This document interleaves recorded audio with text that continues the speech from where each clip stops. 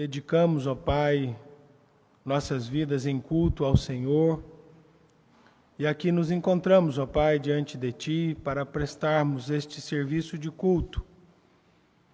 Ó Deus, exercendo aqui o sacerdócio real, ó Pai, em Cristo Jesus, isto nos é possível e nós glorificamos o Teu nome.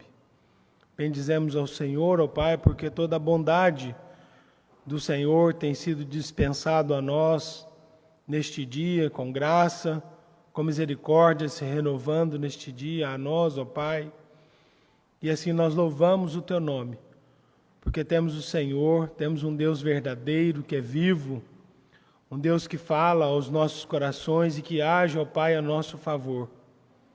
Assim o Senhor tem nos dado a disposição de mente, coração, ó Deus, disposição física, de aqui nos encontrarmos, ó Deus, sabedores de que aqui nós nos reunimos em culto ao Senhor.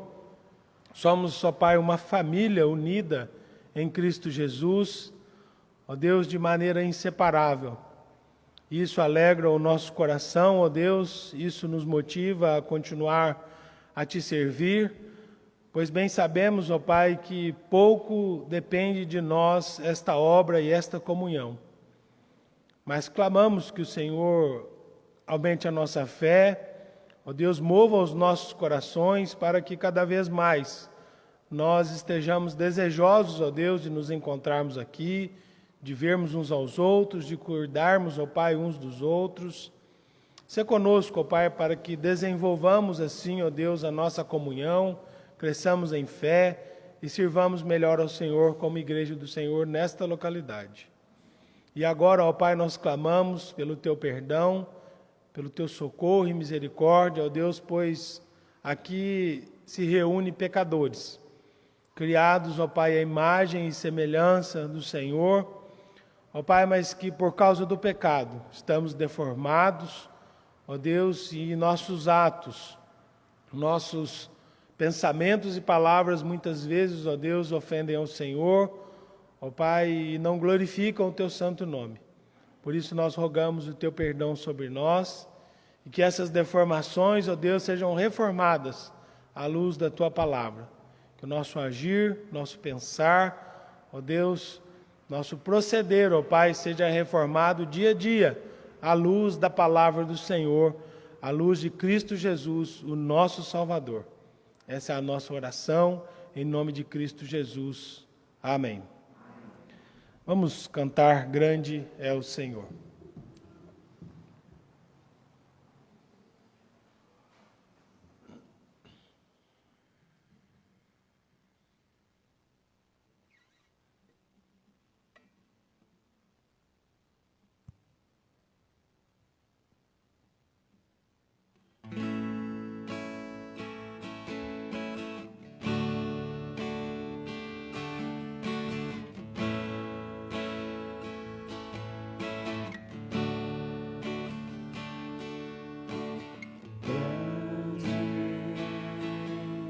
É o Senhor e muito digno de louvor, na cidade do nosso Deus, seu santo monte, a alegria de toda a terra.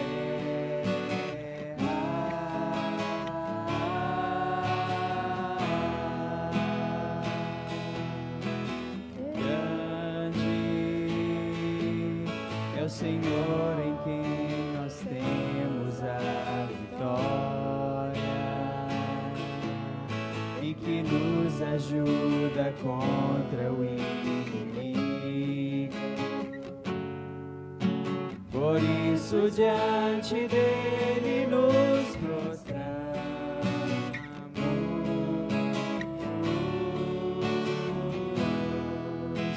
queremos o Teu nome engrandecer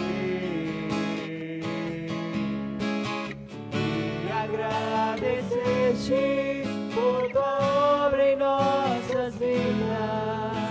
Confiamos em Teu infinito amor, pois só Tu és o Deus eterno sobre toda a terra e céu.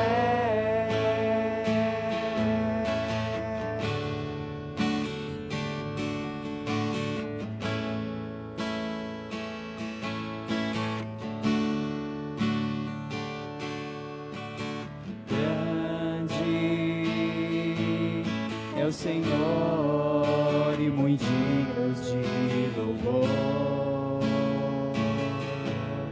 na cidade do nosso Deus, seu santo monte.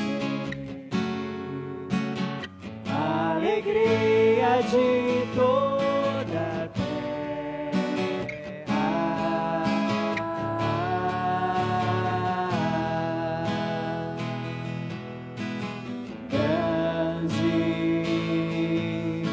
Senhor em quem nós temos a vitória e que nos ajuda contra o inimigo. Por isso diante dele nos prostramos.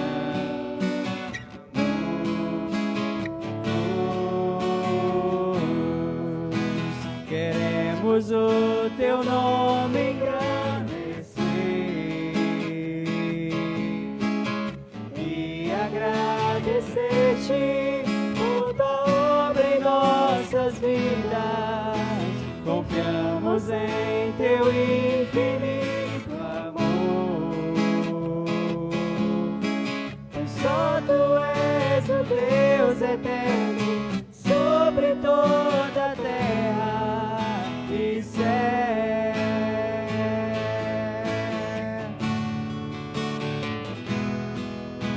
Queremos o teu nome engrandecer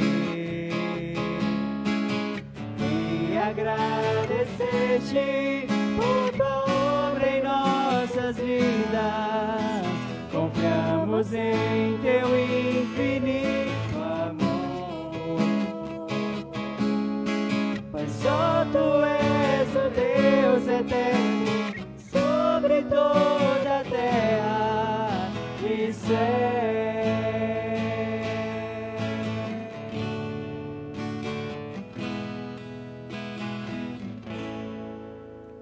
Ainda em pé, irmãos, leamos a palavra de Deus, o livro de Números, capítulo 18. Façamos leitura dos versos 21 ao verso 32. Em ato de dependência e gratidão a Deus, nós leremos a palavra de Deus que nos instrui, através da sua palavra, quanto aos dízimos.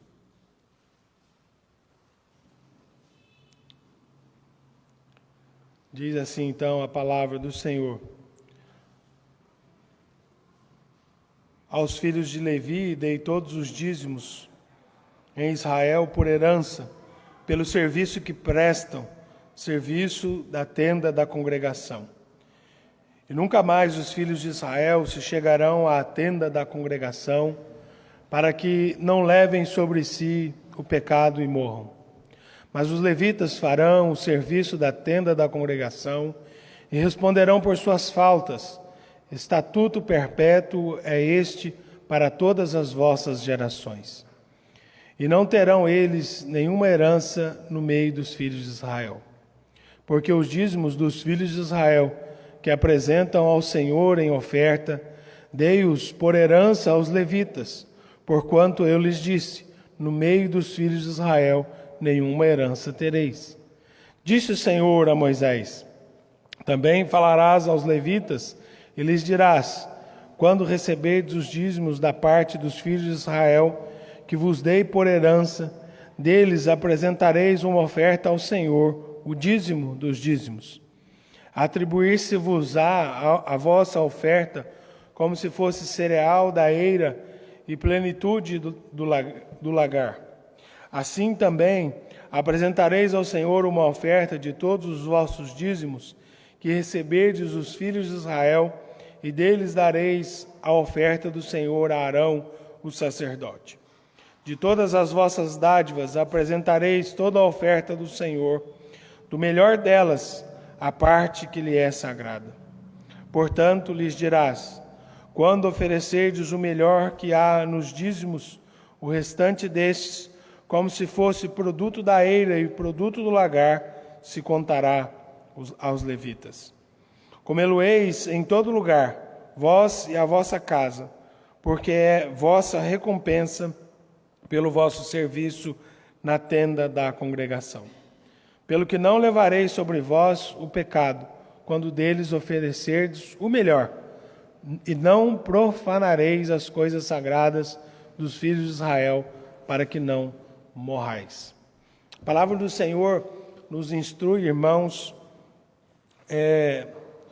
desde os tempos mais longínquos, como é a forma como nós devemos nos manter como casa de Deus, como nós devemos nos expandir como reino de Deus, e ao longo da história o Senhor vai então nos instruindo, até que nós chegamos nos dias de hoje, e formados aqui como igreja do Novo Testamento, e Deus nos dá ainda nos nossos dias uma forma de nós assim continuarmos a manter a igreja, a manter a expansão do reino de Deus. E isso se faz através dos nossos dízimos, das nossas ofertas, das ofertas, dos dízimos que nós aqui entregamos, nós sustentamos esta obra.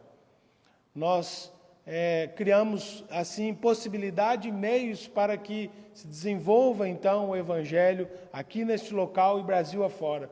Porque dos nossos dízimos também, nós entregamos dízimos à nossa igreja, a Igreja Presbiteriana do Brasil, e também através dela abençoamos missionários, abençoamos igrejas das mais diversas, né, espalhadas pelo nosso Brasil, e assim nós então contribuímos para a expansão do reino de Deus e para essa obra do Senhor, né, e a proclamação do Evangelho. Que nós então nos mantenhamos fiéis, firmes nesse compromisso que nós assumimos quando nós nos tornamos membros, né, desta igreja, que o Senhor mantenha essa fidelidade nos nossos corações, para que continue a obra do Senhor a ser proclamada em todo o nosso país, que Deus assim nos abençoe. Vamos cantar então o hino 22, e então teremos a oportunidade, aqueles irmãos que vieram preparados, para entregar os seus dízimos e as suas ofertas.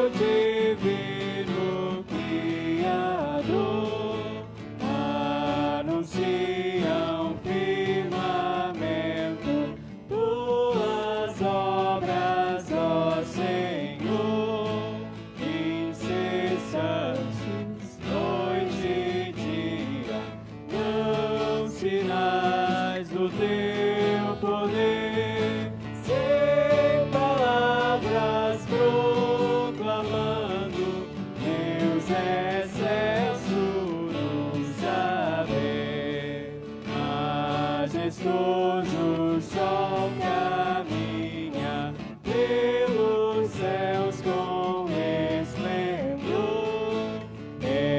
exultando em seu percurso, enche o mundo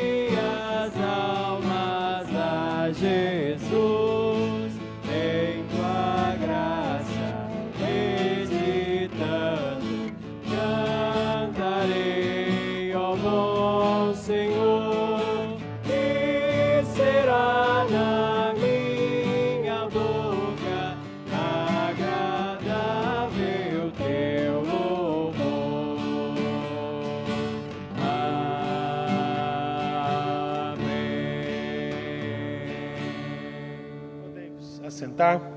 Oremos mais uma vez.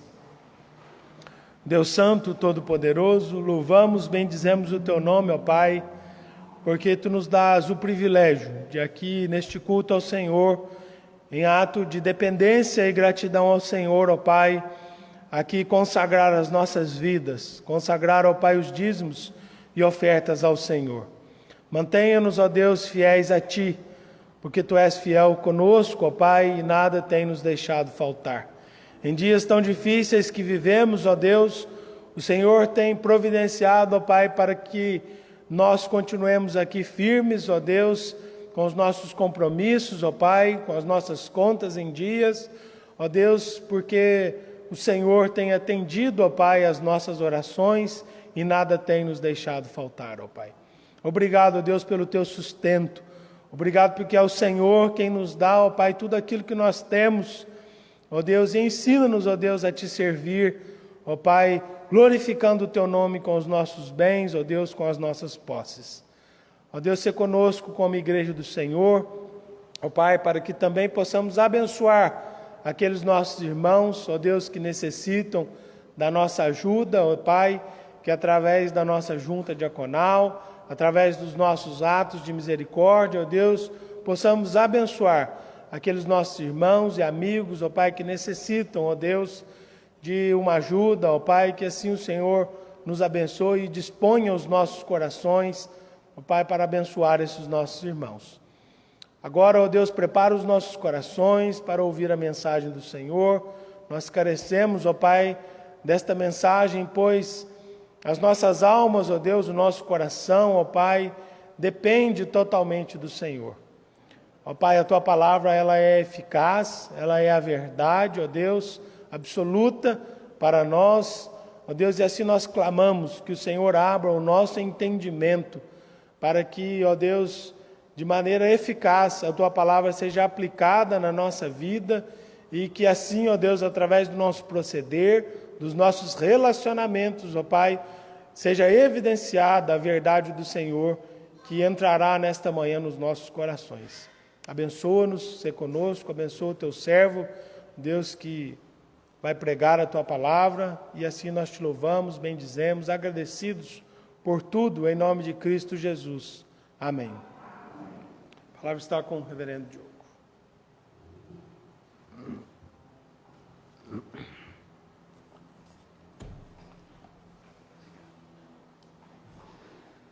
Graça e paz, irmãos. Bom dia a todos. Meus irmãos, vamos abrir as nossas Bíblias no Evangelho de João, no capítulo 9.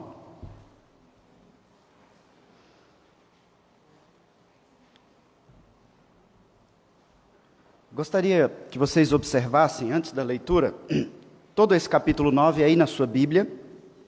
E eu peço que vocês, diante dessa exposição que teremos hoje, leiam agora, no período da tarde, todo o capítulo 9 de João, porque hoje eu pregarei nesse único capítulo. Eu dividi o sermão em duas partes, uma parte agora pela manhã e a segunda parte à noite, e será de grande proveito se os irmãos, juntamente com seus filhos, cônjuges, lerem o texto, se aproximando da verdade do texto para a exposição.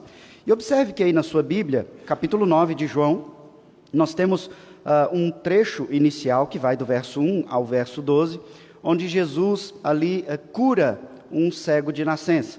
Então, um homem que não enxerga passa a enxergar quando o Senhor Jesus age na sua vida.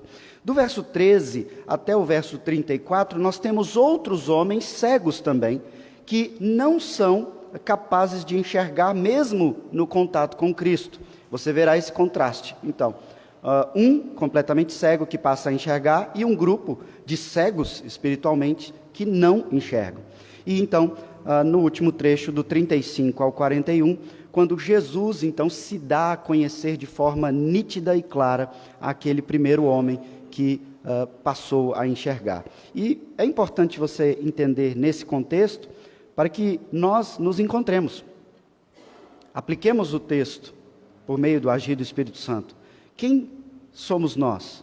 Cegos que passam a enxergar em Cristo ou cegos que continuam cegos mesmo diante do nosso Senhor e Salvador Jesus Cristo. Eu gostaria de ler então agora pela manhã, até o verso 12, peço que você acompanhe a leitura e assim nós faremos a exposição. A palavra do Senhor diz assim: Caminhando Jesus viu um homem cego de nascença, e os seus discípulos perguntaram: Mestre, quem pecou, este ou seus pais, para que nascesse cego? Respondeu Jesus: Nem ele pecou, nem seus pais, mas foi para que se manifestem nele as obras de Deus. É necessário que façamos as obras daquele que me enviou enquanto é dia. A noite vem quando ninguém pode trabalhar. Enquanto estou no mundo, sou a luz do mundo. Dito isto, cuspiu na terra e, tendo feito lodo com a saliva, aplicou aos olhos do cego, dizendo-lhe: Vai, lava-te no tanque de Siloé, que quer dizer enviado. Ele foi, lavou-se e voltou vendo. Então os vizinhos e os que dantes o conheciam de vista, como mendigo, perguntavam: Não é esse o que estava sentado pedindo esmolas? Uns diziam: É ele. Outros: Não, mas se parece com ele. Ele mesmo, porém, dizia: Sou eu. Perguntaram-lhe, pois: Como te foram abertos os olhos? Respondeu ele: O homem chamado Jesus fez lodo, untou-me os olhos e disse-me: Vai ao tanque de Siloé e lava-te. Então fui, lavei-me e estou vendo. Disseram-lhe, pois: Onde está ele? Respondeu: Não sei. Até aqui, vamos orar mais uma vez ao nosso Deus. Santíssimo Deus, essa é a Tua palavra, ó Pai, e nós estamos oficialmente, ó Pai, reunidos em Teu nome. Um ajuntamento do Teu povo, ó Pai, para Te cultuar, para Te bendizer. Nesse momento separado para ouvir atentamente, ó Pai, a exposição da Tua palavra.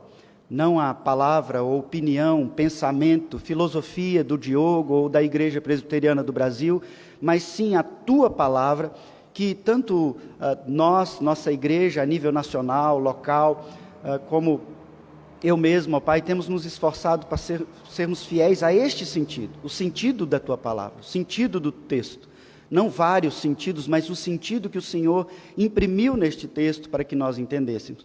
Por isso, ó Pai, nós carecemos da Tua misericórdia. Nós carecemos, ó Pai, do Teu agir na nossa mente, do nosso coração, para que nós não continuemos cegos, ó Pai, como aqueles fariseus que, mesmo diante do contato com a palavra, não enxergavam. Nós queremos, ó Pai, nos apresentar aqui em humildade, como aquele homem que mendigava, sem enxergar fisicamente, mas que o Senhor lhes abriu os olhos, tanto fisicamente como espiritualmente. Nós, ó Pai, que estamos aqui hoje, todos enxergamos fisicamente, mas nós queremos ver com os olhos da fé. Nós pedimos que o Senhor nos abra os olhos para a Tua palavra e o Senhor haja em nós, tanto individualmente como coletivamente, como Seu povo. Como igreja reunida, ó Pai, nós aproveitamos esse momento também. Eu, como pastor, ó Pai, deste rebanho que o Senhor tem confiado, quero interceder aqui, ó Pai, pelo Pedro, filho da Lídia, do Jarley, ó Pai, que ainda está ali no hospital. A Lídia já tem alta, mas ele ainda necessita de cuidados, de banhos de luz, ó Pai, e eu peço que o Senhor esteja abençoando, para que ele realmente esteja sendo amadurecido pelo Senhor, naquilo que é necessário no seu corpinho, ó Pai, e que tão logo eles voltem para casa e todos nós possamos, aos poucos, ver o rostinho dele, ó Pai, se alegrar com aquela família que experimenta a herança do Senhor de forma tão vívida, o presente do Senhor, filho que não é deles, é do Senhor, mas o Senhor confia às mãos deles para criarem para a Tua glória, para ensinarem os Teus caminhos, os Teus preceitos. Abençoe esta família, ó Pai, desde já nós louvamos o Teu nome por tão grande dádiva, bênção da vida do Pedro, já, ó Pai, no meio da família ali, ó Pai. Nós queremos interceder também, ó Pai, nesse momento pela Marinete, mãe do Gustavo Mamed, ó Pai, que se encontra em estado tão grave, internada naquela UTI, ó Pai, o que faz com que a Ana e o Gustavo estejam ali juntamente com a família. Ó Pai, eu quero interceder pela vida da Marinete, ó Pai. Quero pedir carecidamente, ó Pai, que o Senhor tenha misericórdia da vida dela. Ó Pai, que o Senhor a restaure nessa infecção tão grave em seu pulmão, ó Pai. Nós não sabemos se proveniente de Covid ou qualquer que seja, mas percebemos a gravidade da situação, ó Pai, e pedimos socorro a Ti, Senhor.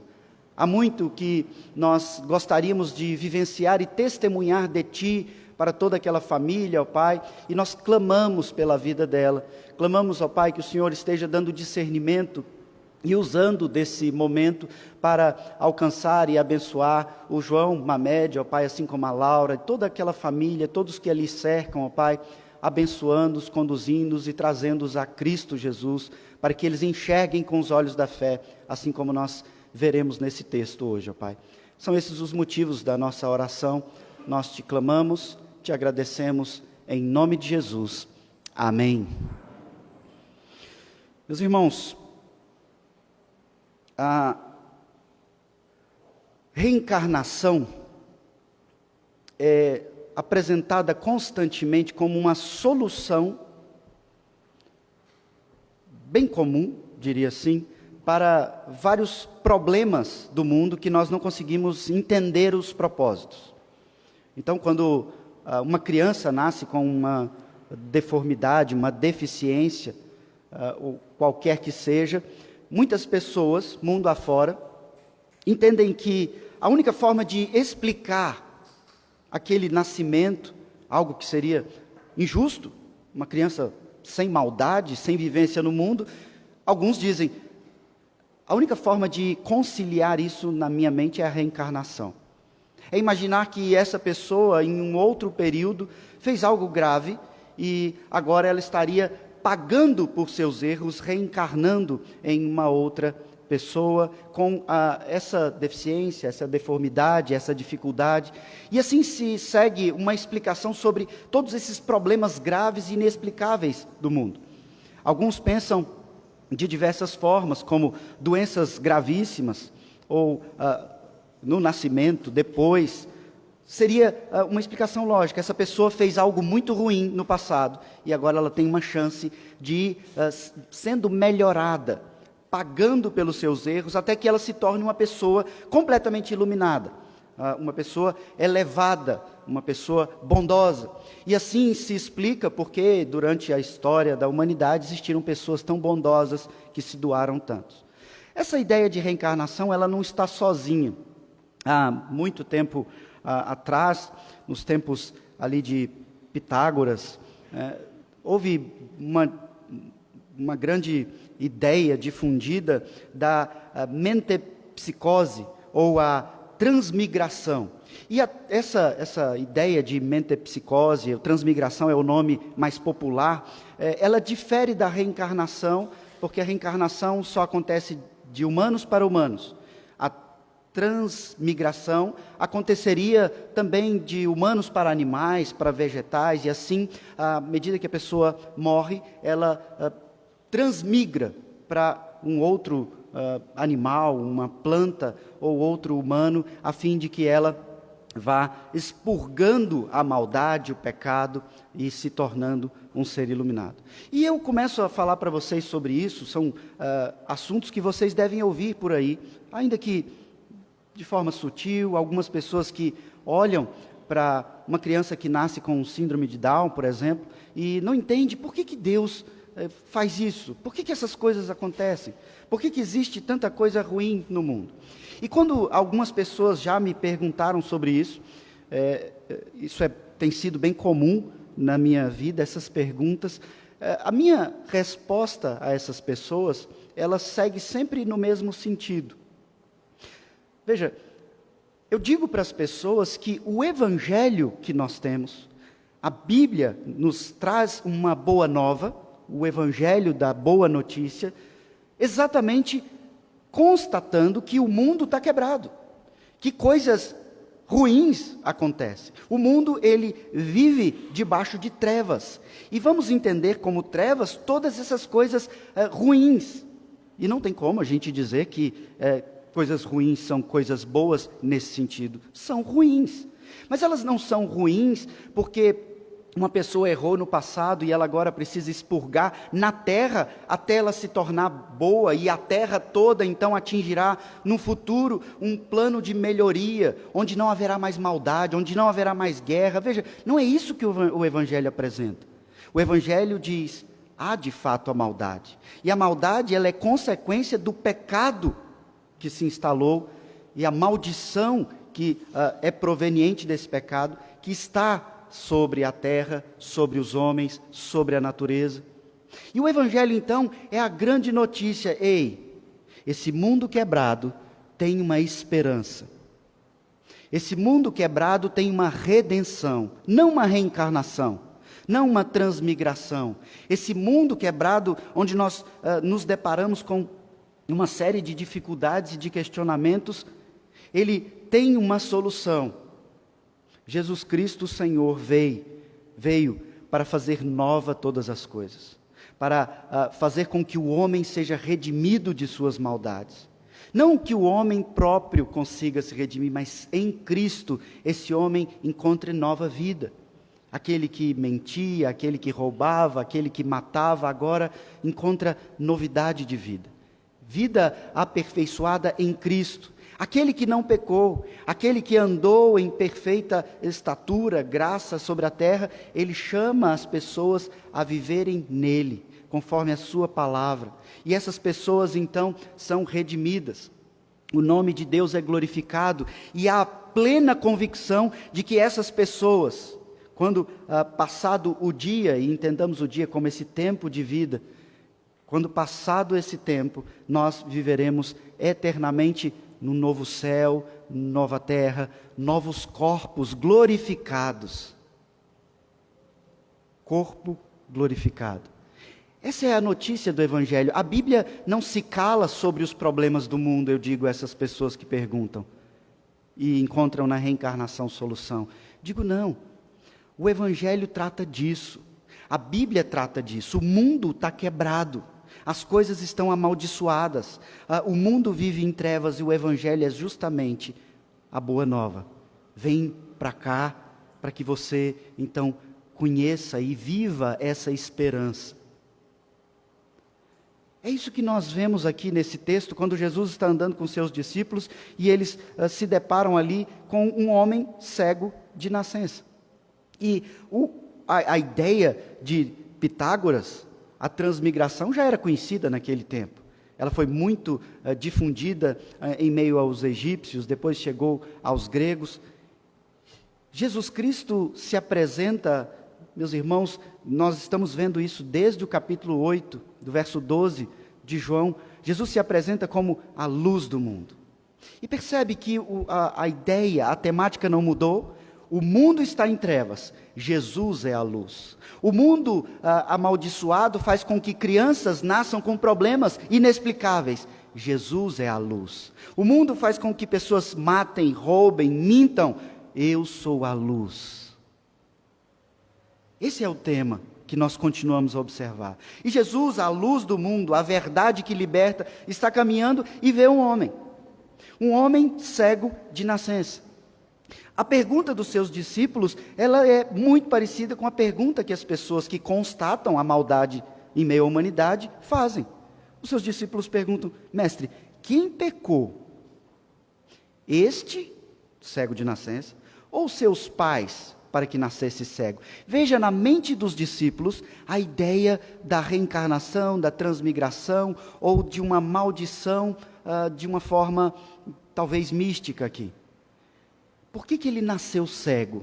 Porque ele pecou no ventre ou em outra vida? Ou porque os pais dele pecaram e isso então chegou sendo materializado num castigo tão difícil na vida desse homem? Porque se nós formos na linha de raciocínio dos discípulos, se um de nós aqui, após adulto, contrairmos uma doença severa, ficarmos deficiente, rapidamente podemos pensar que isso é resultado do pecado. E veja, isso não está distante de nós. Isso é difundido aí em muitas igrejas. Você está doente? Pecado. Você tem câncer? Pecado. Se você está com um problema grave, você perdeu a sua capacidade de locomoção? Pecado. E veja, nós precisamos distinguir sobre isso, ou pensar, discernir sobre isso.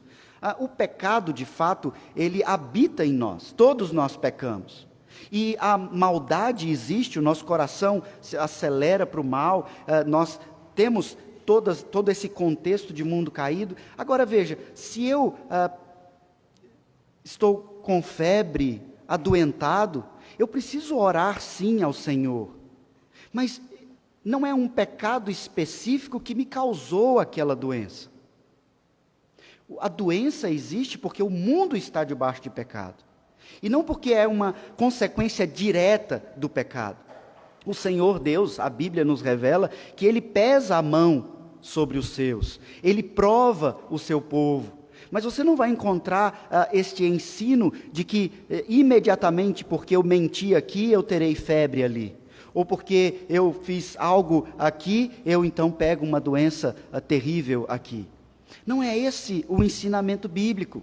A Bíblia diz que, mesmo sendo salvos, nós enfrentaremos doenças. Ou quantos santos morreram doentes? Quantos apóstolos, que nós temos certeza que estão nos céus, morreram assassinados? Quantos mártires morreram cozinhados, assados? Seria aquilo resultado de pecado? Não. Não do pecado direto deles, mas da condição de pecado.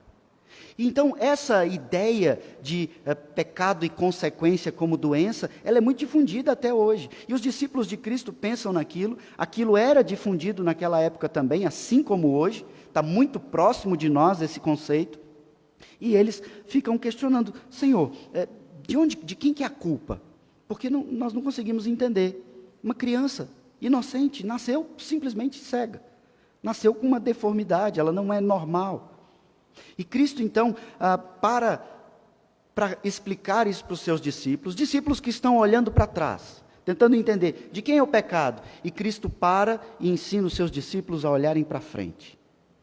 Ele diz, é necessário que façamos as obras daquele que me enviou, enquanto é dia. A noite vem, quando ninguém pode trabalhar.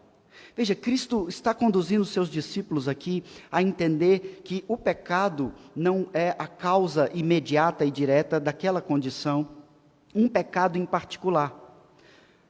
Nós nascemos em pecado.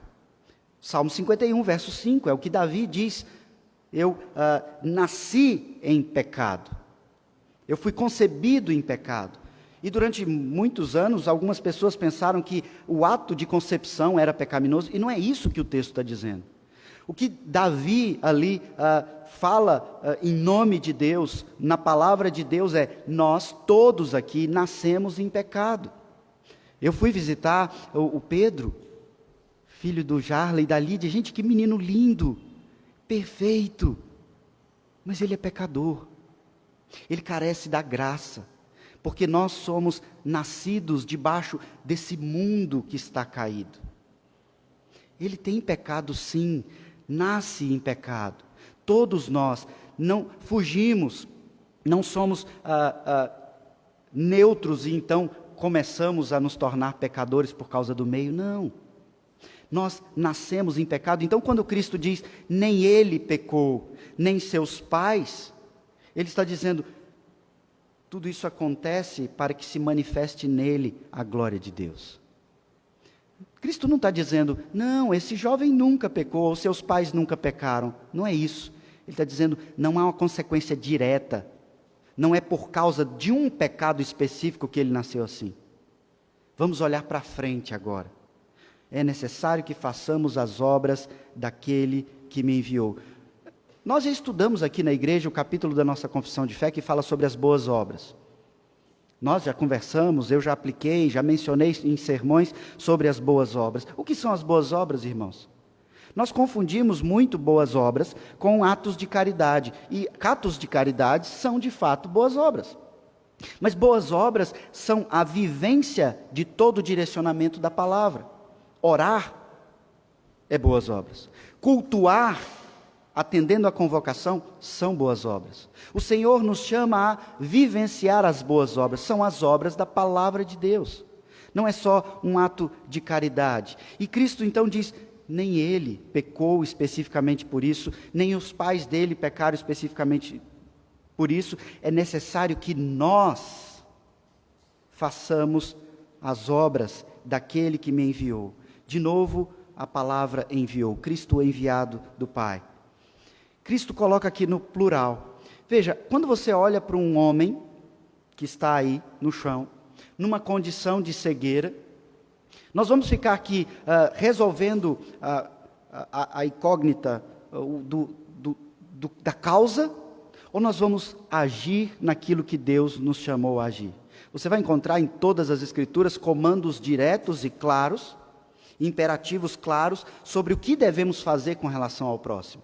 Nós vamos amar ao próximo como boas obras, ou nós vamos ficar olhando para o próximo e discutindo, vamos pensar, qual é a causa direta dele ter nascido assim? Cristo diz, ei, façamos as boas obras. Ele nasceu assim para que se manifestem nele as boas obras. Façamos as boas obras. Aquele que me enviou, enviou com esse propósito. E aí Cristo então faz uma aplicação com relação à vida dele, também aplicável a nós. Ele diz, é necessário, façamos as boas obras daquele que me enviou enquanto é dia. A noite vem, quando ninguém pode trabalhar. Ou seja, é necessário que trabalhemos enquanto é dia, enquanto é tempo. Cristo aqui, ele faz essa afirmação baseado no seu ministério, antes da crucificação, e ele também, como fala aos seus discípulos, e fala a nós também, pensando escatologicamente. Ele tinha um prazo de ministério para agir, vamos fazer as boas obras, enquanto é dia. Trevas, morte, dia, ação, Cristo, vida. Precisamos agir enquanto é dia. Cristo sempre fala da sua presença na terra dessa forma, enquanto é dia, enquanto é festa, porque haverá um tempo em que eu não estarei mais fisicamente com vocês. E aqui não é perfeita a ilustração, mas só para ajudar vocês a entenderem um pouco melhor isso, pensemos no sol e na lua. O sol, durante o dia, ele está clareando, e à noite, então, ele se põe. O sol não deixou de ser sol, o sol não deixou de brilhar, o sol não deixou de aquecer, mas ele agora ilumina pelo reflexo da lua. Cristo, então, após a sua crucificação, não deixou de brilhar, não deixou de ser a luz, ele continua fulgurante, iluminando, mas ele não está fisicamente ali com seus discípulos. Ele diz, vamos, nós precisamos fazer as boas obras, enquanto é dia, porque virá a noite. Nós precisamos agir agora, nós precisamos testemunhar da verdade, nós precisamos testemunhar da luz. Esse é o sentido que se aplica no ministério de Cristo, mas também é aplicável para nós. Você entenda, a sua vida, esse prazo de vida que você tem, é dia. Você vai deixar para trabalhar depois? Depois é tarde. Trabalhe enquanto é dia, trabalhe enquanto é tempo, trabalhe enquanto é tempo de trabalhar, dia e noite. Trabalhe enquanto se pode buscar, se pode agir. E nós, então, somos como a lua, assim como os apóstolos, naquela ilustração que eu dei.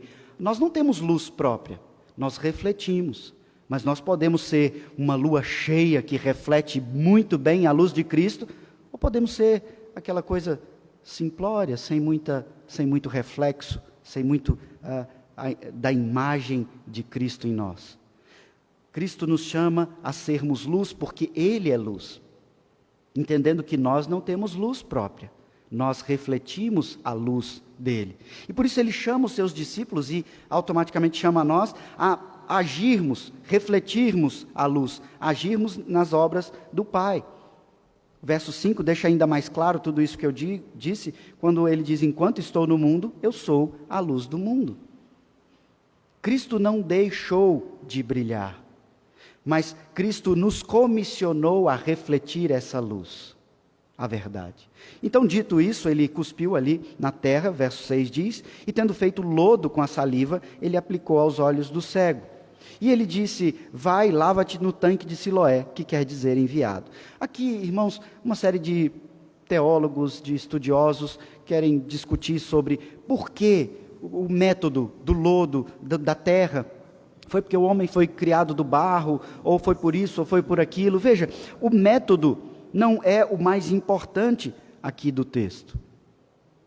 O importante é nós entendermos o que ele fez. Nós entendermos a cura que é feita com este homem aqui. O método, se foi com barro, se foi como ele fez anteriormente, apenas com um toque, ou se foi apenas com saliva, ou ele poderia simplesmente ter dito, passa a enxergar, e aquele homem enxergaria. Não é o método, é o que ele faz. Um homem cego de nascença, ou seja, a medicina não podia ajudar. Nós sabemos a gravidade de alguém que já nasce numa condição, é diferente de uma pessoa que adquire alguma deficiência ao longo da vida. Seria somente por meio de um milagre para este homem enxergar, e é isso que acontece. Jesus faz ali um lodo e diz para ele, vai ao tanque Siloé. E o tanque Siloé, nós podíamos simplesmente ler aqui, tanque Siloé. Mas o evangelista nos chama a atenção para algo quando ele coloca em parênteses o que significa Siloé, enviado. Esse tanque de Siloé, ele ficava dentro da cidade, e ele foi feito no tempo do rei Ezequias, uma espécie de encanamento, que trazia a água lá do Monte Sião, lá de fora, para dentro da cidade. Caso eles fossem cercados em tempo de guerra, eles não ficassem sem água. Então o poço de Siloé, ele não tinha água própria, ele tinha uma água que era enviada de Sião para lá, uma água que vinha de fora para ele. E por isso o evangelista diz que o Cristo, o enviado do Pai, agora manda que aquele homem vá ao enviado lavar, e ele passe a enxergar. E Cristo tem todo o entendimento do que ele está fazendo. Nós não vamos aqui florear demais ou fantasiar sobre isso, mas o evangelista nos chama a atenção por o nome. É necessário que ele vá ao enviado, se lave, e então ele passa a enxergar. Apontamentos para Cristo, o enviado do Pai. Esse homem então passa a enxergar quando ele volta. Ele foi, lavou-se e voltou vendo. Irmãos, imaginem o que vivenciou esse homem. Nasceu cego. Ele nunca tinha enxergado. De repente ele está ali, mendigando, pedindo, porque ele certamente tinha dificuldade para trabalhar. Os discípulos de Cristo começam a discutir teologicamente a causa. Cristo apenas escolhe aquele homem, chama e diz, você vai enxergar agora. Você vai ver agora. Aquele homem obedece. Ele faz o que Cristo mandou. Ele não fica questionando, mas por que você passou lama no meu olho? Vai piorar, vai entrar lama, vai arder. Esse homem não questiona, para que eu tenho que ir lá no Siloé? Eu sou cego, está vendo que eu tenho dificuldade? Não, ele vai e ele volta vendo. A relação de obediência e de colher frutos na vida desse homem aponta para nós. Assim como a condição de cego de nascença aponta para nós como que aqueles que nascem em pecado. E nós precisamos obedecer para ver. Nós precisamos vivenciar a palavra para ver. A questão, irmãos, não é se você tem uma dificuldade hoje na sua vida, um pecado, porque o seu pai te traumatizou, porque você vivenciou algo no passado, porque a sua mãe proferiu palavras de maldição, e você então agora tem que viver com essa consequência. Não. Veja, tudo isso envolve misticismo. Na década de 90 foi muito difundida essa ideia de maldição hereditária, e ela se resumia a entender que os pais, quando diziam, você nunca vai ser ninguém, aquilo era uma maldição, e a criança, ou o jovem, ou o adulto, nunca poderia ser alguém, porque o pai o amaldiçoou com palavras, ou a mãe. E as pessoas dentro das igrejas, pastores, evangelistas, escreveram livros explicando como quebrar as maldições hereditárias. Hoje nós temos cultos todas as semanas de quebra de maldição, de coisas que pessoas disseram para você, e você agora vive refém disso. Ei, isso não existe. Nós estamos debaixo de pecado, você nasceu em pecado, você precisa de Cristo. Você não precisa quebrar uma maldição, até porque em toda a teoria de maldição hereditária, você é o principal agente. Se você não for lá no culto de quebra de maldição, se você não der 7 passos, se você não tocar em 7 véus, se você não pegar isso, aquilo, molhar com isso, aquilo, você não consegue. Você quebra essa maldição. Isso está completamente contrário às Escrituras. Você não quebra a maldição. A maldição que nós estamos debaixo dela é a maldição do pecado, que você entende ela lá em Gênesis 3. Quando Deus disse aos nossos representantes federais, Adão e Eva, se vocês desobedecerem, certamente morrerão. Eles desobedeceram. Eles morreram. E então a maldição foi instalada sobre a vida deles, sobre a natureza, sobre esse mundo que nós chamamos de mundo caído. Nós carecemos então de Cristo, nós somos cegos de nascença. Nós vamos agir com humildade como esse homem? Ou nós vamos agir com arrogância como os fariseus que nós veremos à noite? Esse homem simplesmente obedece. A palavra do Senhor, irmãos, ela ensina claramente sobre as nossas responsabilidades. O apóstolo Paulo, escrevendo aos Romanos, capítulo 14, verso 12, ele diz: assim, pois, cada um de nós dará contas de si mesmo a Deus. Romanos 14, verso 12. Cada um de nós dará conta de si mesmo a Deus. Não é o que seu pai te disse que define o seu futuro. Não é o trauma que você viveu que define o seu futuro. O futuro, sim, o passado, sim, deixa marcas na nossa vida. O pecado, tanto dos outros como o próprio, deixa marcas na nossa vida, mas isso não pode governar o seu futuro. Você dará contas de si. O que você tem feito? Onde você tem buscado a verdade que te liberta? Onde você tem buscado luz? Você tem iluminado ou não?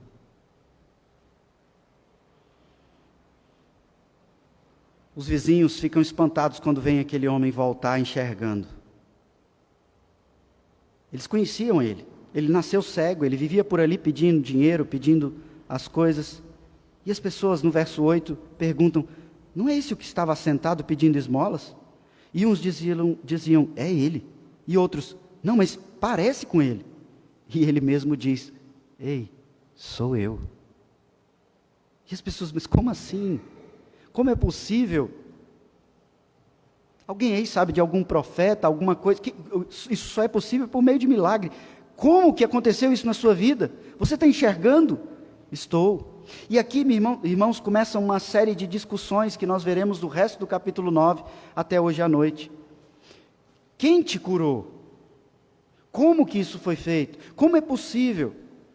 As pessoas, o grupo de vizinhos, depois de fariseus, os próprios pais, querem entender como que isso aconteceu.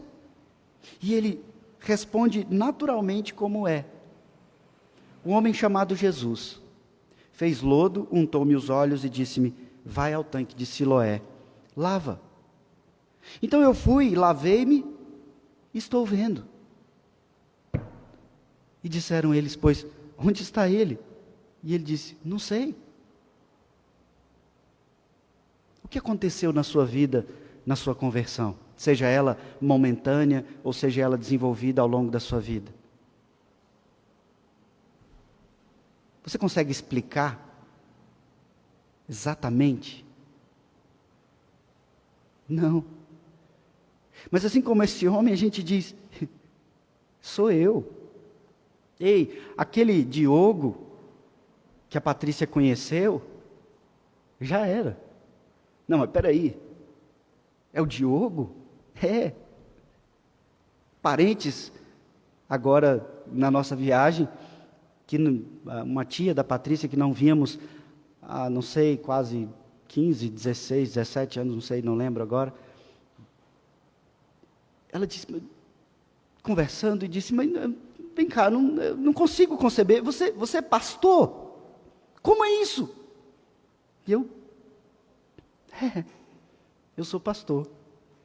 Mas como assim, gente? Eu imaginei tudo para você quando eu te conheci, quando você começou a namorar com a Patrícia, mas pastor? Como assim? E quando eu vou pregar lá em Taguatinga, a igreja em que eu fui criado, as pessoas dizem: rapaz, como você deu trabalho.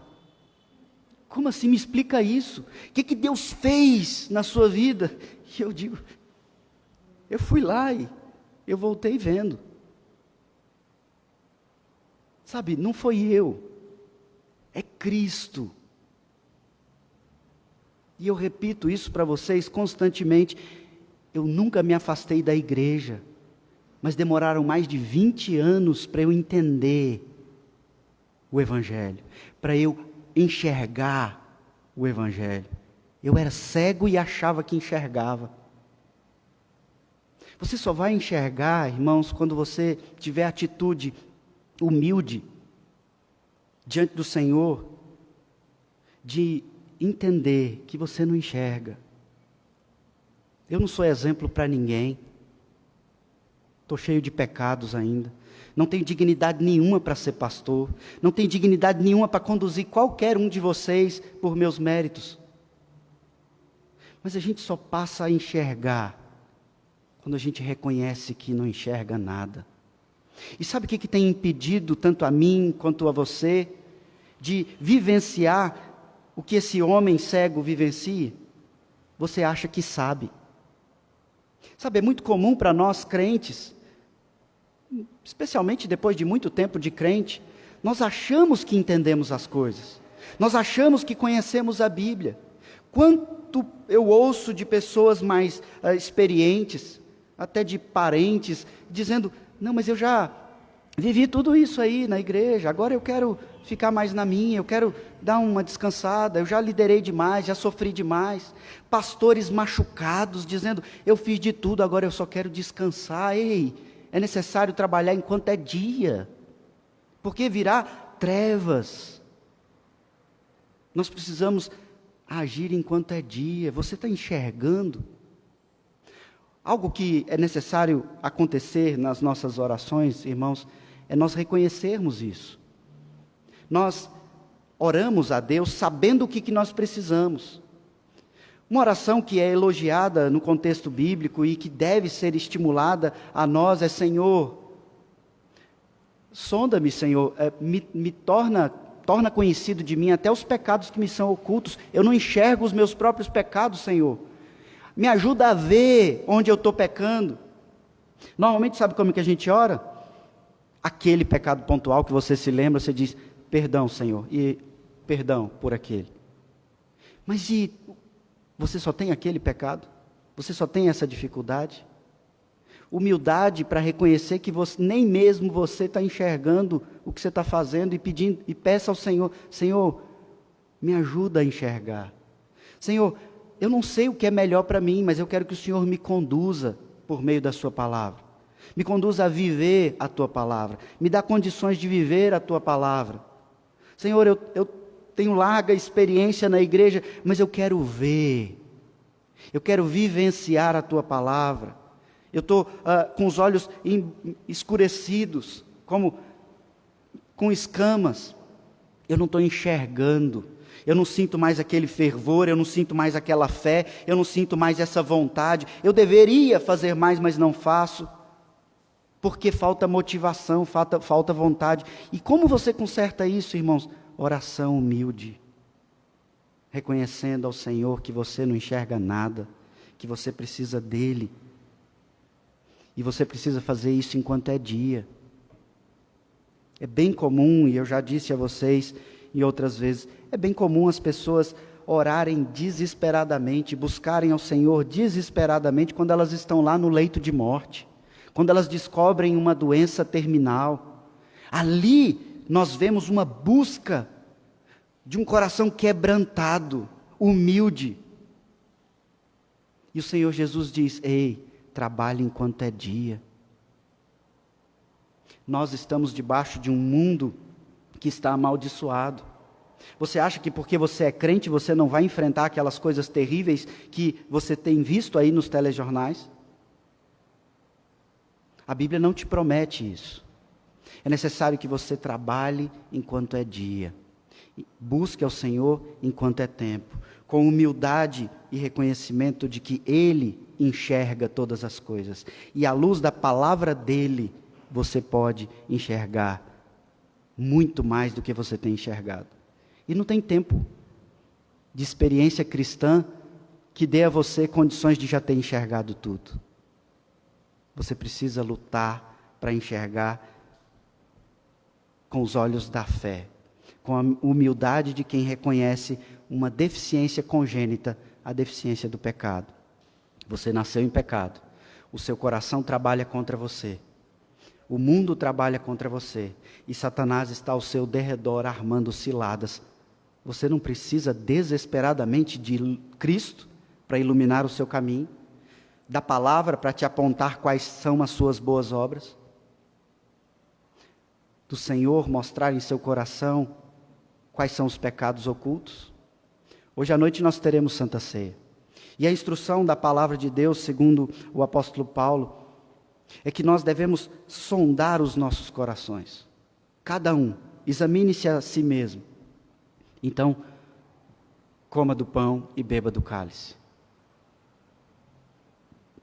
A minha oração e a minha orientação a vocês é que durante o período desse dia, período da tarde, você se dedique a ler esse texto, perceber a diferença entre esse homem humilde que passa a enxergar e aqueles homens arrogantes que continuam cegos.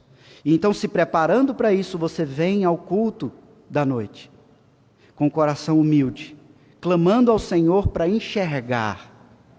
Não para você entender, por que, Senhor, tem acontecido tudo isso na minha vida? Não. Mas para que você enxergue, Senhor, o pecado é a causa de tudo que tem acontecido na minha vida. Eu preciso de Ti. Abra-me os olhos para enxergar a Ti. Abra-me os olhos para viver e vivenciar e trabalhar nas Tuas boas obras. Usa-me, Senhor. Alimenta-me, fortalece-me. Conduza-me. Ore nesse sentido à tarde, mas ore como se você estivesse no seu leito de morte, numa doença terminal.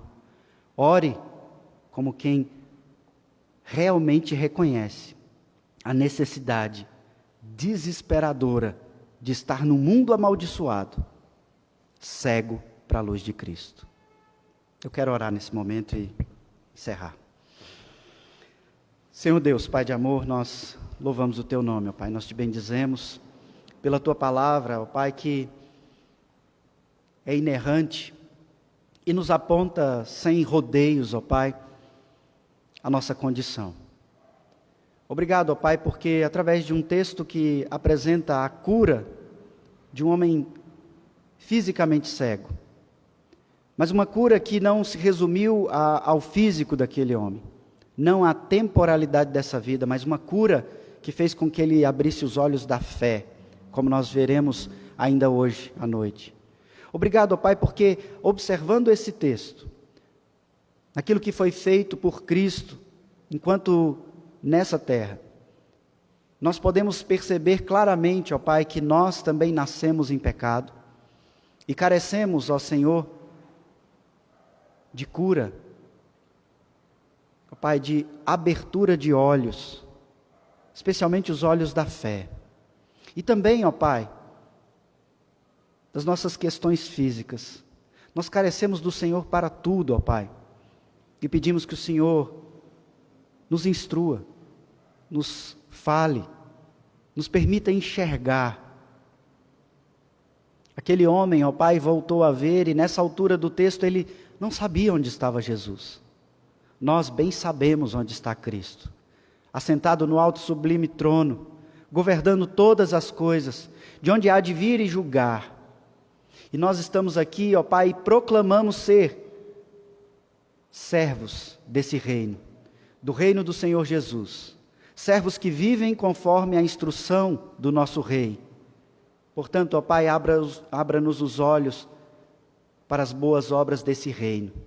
É necessário trabalharmos segundo as ordens desse reino, segundo os parâmetros desse reino. Abra-nos os olhos, Senhor, para vivermos nesse tempo, de acordo com o Teu reino eterno, a Tua palavra eterna.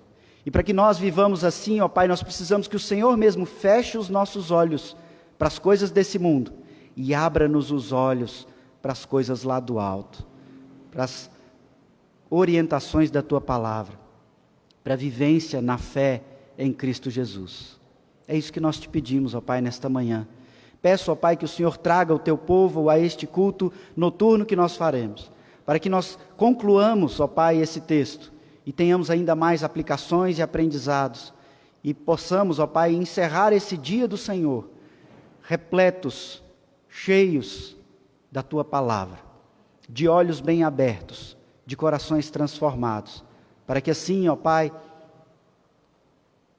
enfrentemos a semana que seguirá com os olhos da fé, não olhando só para aquilo que nós conseguimos enxergar nesse mundo escuro que habita em trevas, ó Pai. Nós te pedimos, nós te agradecemos, em nome de Jesus. Amém. Vamos cantar.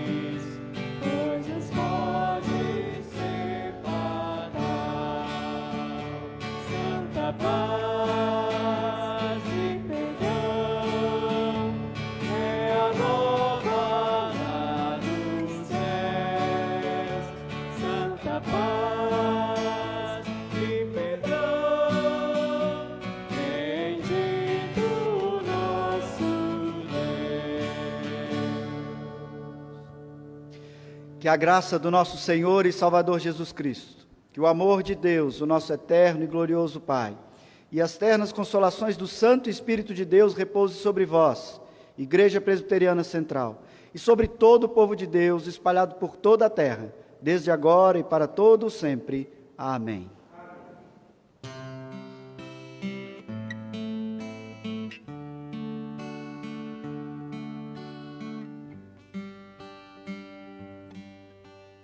Amém, amém, amém.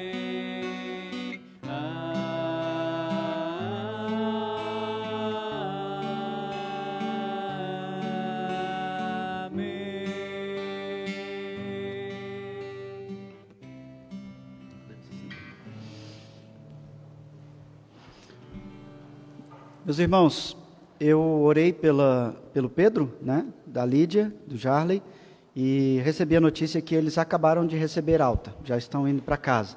O Pedro estava tomando ainda uns banhos de luz, aquela coisa toda, mas está perfeitamente bem e estão indo para casa agora já pela manhã. Graças a Deus, nós oramos e imediatamente já temos uma resposta tão boa, né? Outro assunto que eu queria trazer aqui é parabenizar os homens presbiterianos, né? A nossa igreja tem o dia do homem presbiteriano e o dia da mulher presbiteriana. O dia do homem presbiteriano é agora, primeiro domingo de fevereiro, hoje, e o da mulher presbiteriana é o próximo domingo. Nós também faremos menção ali.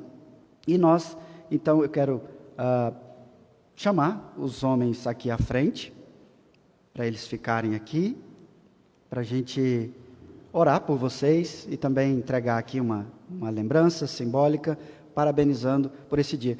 Enquanto vocês estão vindo, deixa eu falar algo interessante. O que é ser homem presbiteriano? É só ter nascido homem? Veja, ser homem presbiteriano é tudo aquilo que está ligado ao papel do homem, né? Aquele que ama sacrificialmente, aquele que provê, aquele que desenvolve uma masculinidade bíblica à luz da palavra. Você é um homem másculo, biblicamente falando? Vem para frente para a gente orar e agradecer a Deus por isso. Homens pequenos também, homens crianças. Nos nossos tempos, irmãos, nós precisamos deixar muito claro que homem é homem, mulher é mulher, desde muito novo. Então venham, homens. Não. Isso não é machismo. Domingo que vem é o Dia das Mulheres. Olha só, nós temos uma quantidade boa de homens aqui.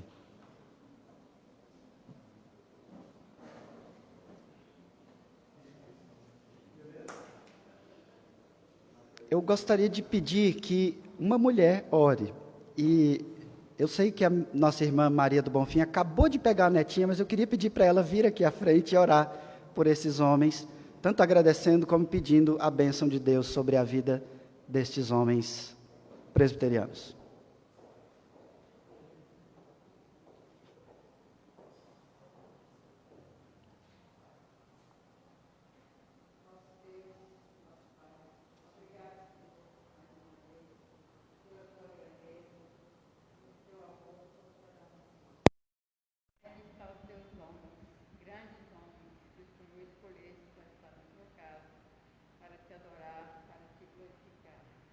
Abençoa a vida de cada um deles, do mais velho ao mais novo, que cada um possa ter a sabedoria que vem de ti para levar a tua palavra, o teu santo evangelho a toda criatura. Ó Deus, abençoa, Senhor, mais um dia do homem presbiteriano, e a tua bênção seja estendida sobre cada um deles. Obrigado, Senhor, por eles fazer parte das nossas vidas, das nossas famílias. Obrigado, grande Deus, pelo teu poder, pela tua graça sobre cada um. É no nome de Jesus que eu te agradeço. Amém. Amém. Ok, tem uma lembrancinha aí.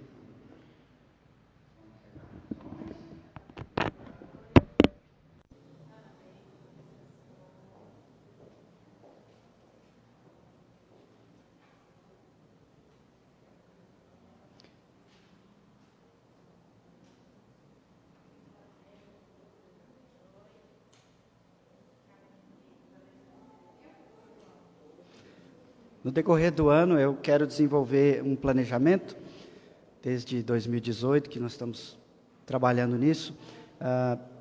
Vão ser encontros, estudos que trabalharão sobre masculinidade bíblica, preparando os nossos homens pequenos a serem homens adultos e não crianças adultas. Todos já receberam?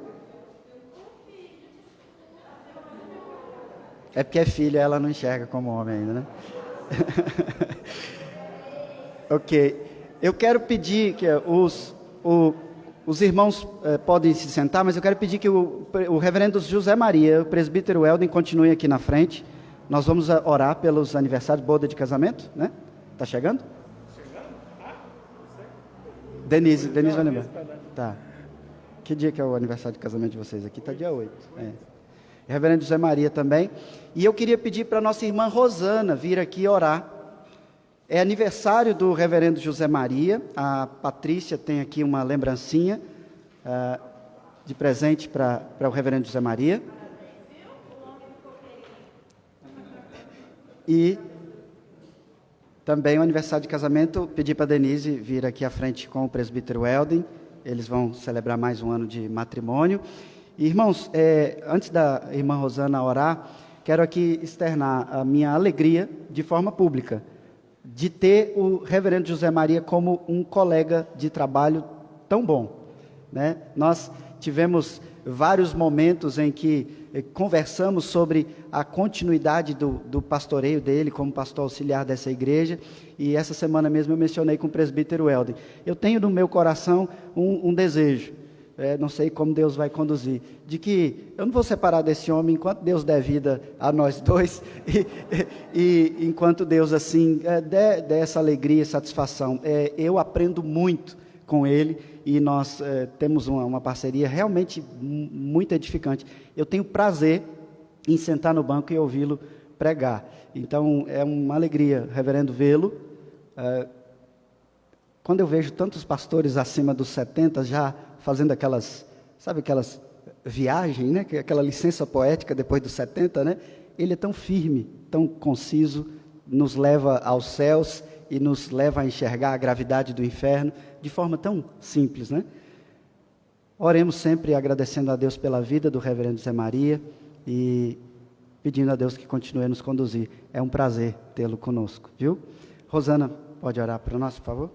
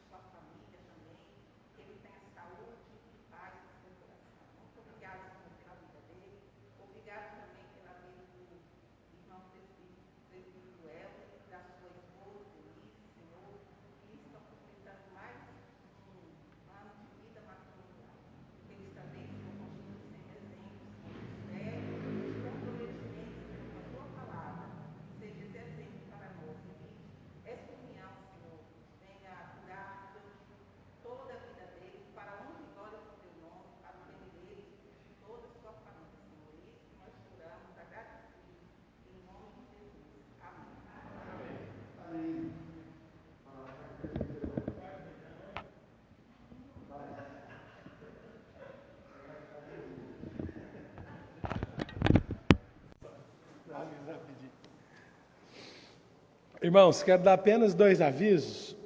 Primeiro que antes do aviso, dizer que é uma grande alegria a gente voltar ao convívio da igreja depois de muitos dias fora, né? Deus nos deu a graça de tirarmos aí uns dias de férias, depois fomos encontrar a nossa família lá também no sul de Minas e foram dias muito bons.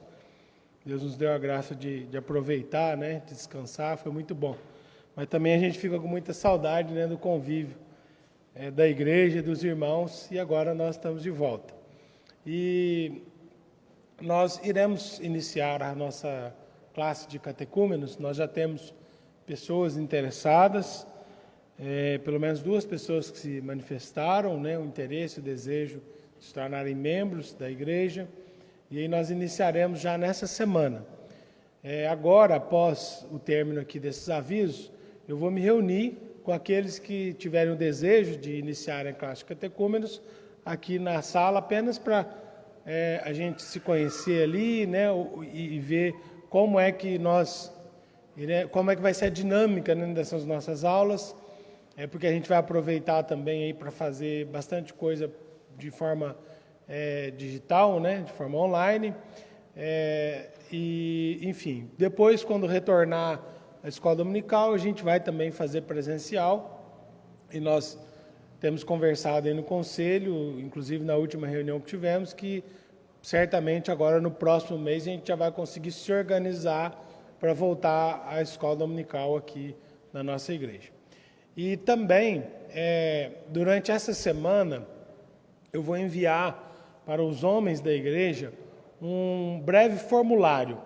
Nesse formulário, nós teremos ali algumas perguntas para a gente poder começar a se organizar através, né, do feedback que a gente vai ter dessas perguntas, encontro com os homens aqui da igreja. Nós tivemos há pouco tempo, né, aqueles encontros que o reverendo Simon organizava aqui na Igreja das Palmeiras, nas outras igrejas do nosso presbitério, que teve boa adesão dos homens, né, aqui da nossa igreja e das outras igrejas, mas que devido à pandemia esse trabalho ele parou de funcionar, mas agora nós queremos retornar ou naquele mesmo formato ou em algum outro formato, né, que nós entendermos aqui ser o melhor. E para isso nós vamos então enviar esse formulário para os irmãos vão responder lá algumas perguntas, para a gente poder então definir qual vai ser o melhor formato, qual vai ser o melhor dia e horário para a gente se reunir, se a gente vai começar a reunir presencial, né, aqui na igreja, ou se a gente vai começar a reunir virtualmente, depois fazer isso, né, das duas formas. A gente vai, então, através do feedback dos irmãos, poder definir como que a gente vai fazer esses encontros. É importante que nós comecemos, né, um trabalho para aumentar a nossa comunhão, aumentar a dinâmica nossa aqui da igreja, da nossa vida cristã, da nossa vida de comunhão. Então, essa semana, eu acredito que no mais tardar na terça-feira eu já estou enviando isso lá no grupo do WhatsApp, ou então mando particular para cada um dos homens da igreja, e aí a gente vai então conversando sobre esse assunto, tá bom? Então agora, aqueles irmãos que têm o desejo, né, aqueles amigos, irmãos que têm o desejo de participar da classe de catecúmenos, nós vamos reunir aqui na sala do conselho, uma reunião rapidinha, no máximo 5 minutos, apenas para a gente ver como que vai ser a dinâmica da nossa classe. Deus abençoe a todos.